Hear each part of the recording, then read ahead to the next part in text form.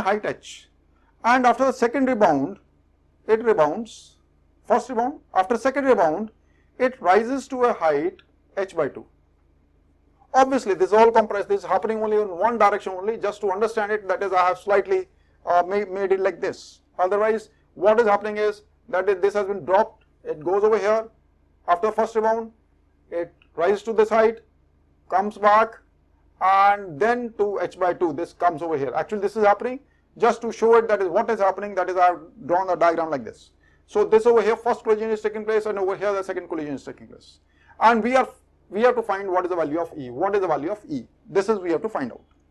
So if I redraw the diagram, it is something like this. Ball has been dropped.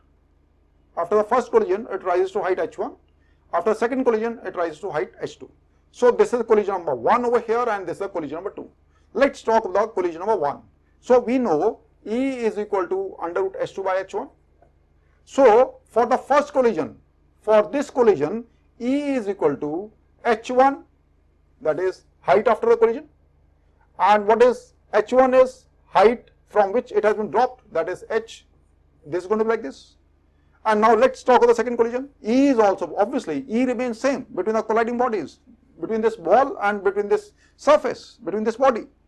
Now, E for this, once again it has been dropped from here, the velocity has been 0. So once again we can apply E is equal to h2 by h1 formula, this is once again applicable.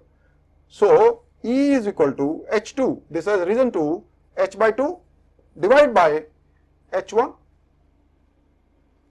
So if we multiply these two, so this E square becomes h1 by h into h by 2 upon h1.